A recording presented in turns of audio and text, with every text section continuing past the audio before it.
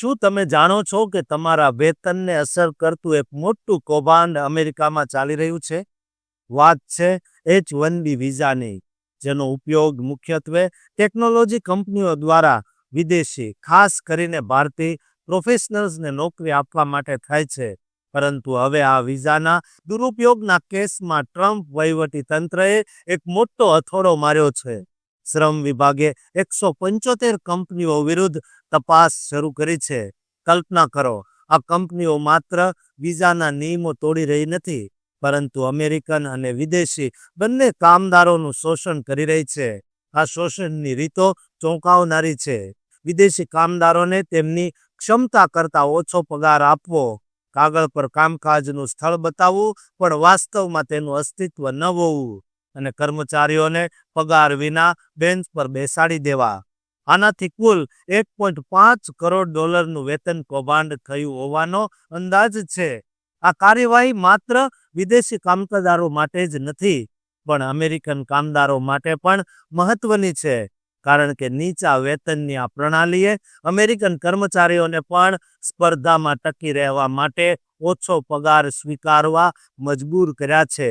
શ્રમ પ્રધાનના કહેવા મુજબ હવે અમેરિકન કામદારોના હિતોનું રક્ષણ સર્વોચ્ચ પ્રાથમિકતા રહેશે. શું આ પગલું H-1B વિઝા પ્રણાલીને બદલી નાખશે અને ભારતીય ટેક પ્રોફેશનલ પર તેની શું અસર પડશે?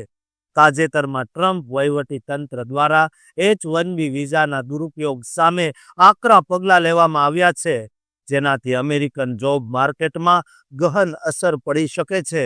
અમેરિકાના શ્રમ વિભાગે H-1B વિઝાના દુરુપયોગના 175 કેસની તપાસ શરૂ કરી છે. આ કાર્યવાહીનો મુખ્ય હેતુ અમેરિકન જોબ્સનું રક્ષણ કરવાનો અને અમેરિકન વર્કરના હિતોને પ્રાધાન્ય આપવાનો છે. આ તપાસમાં સામેલ મુખ્ય ગેરરીતિઓમાં નીચું વેતન ચૂકવવું, કામકાજના સ્થળનું અસ્તિત્વ જ ન હોવું, અને કર્મચારીઓને પગાર વિના બેન્ચિંગ પર રાખવાની પ્રણાલીનો સમાવેશ થાય છે.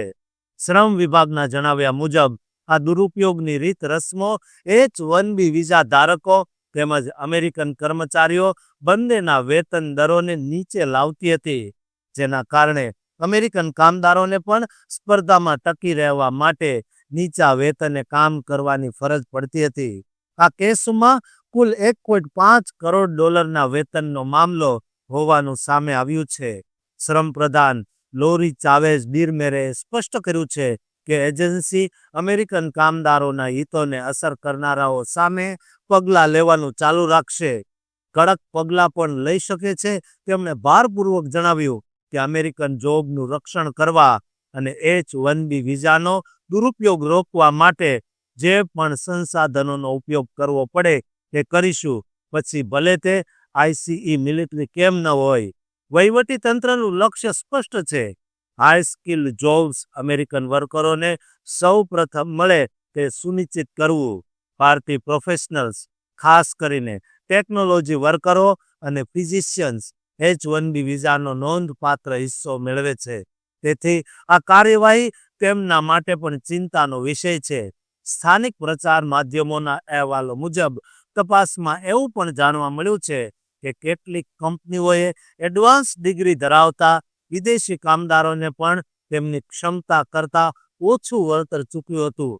એટલું જ નહીં, કેટલાક કિસ્સાઓમાં કંપનીઓએ H-1B વર્કરની જોબ પૂરી થયા પછી સરકારી વિભાગને જાણ કરવાની તસ્દી પણ લીધી નહોતી, જે નિયમોનું સીધું ઉલ્લંઘન છે.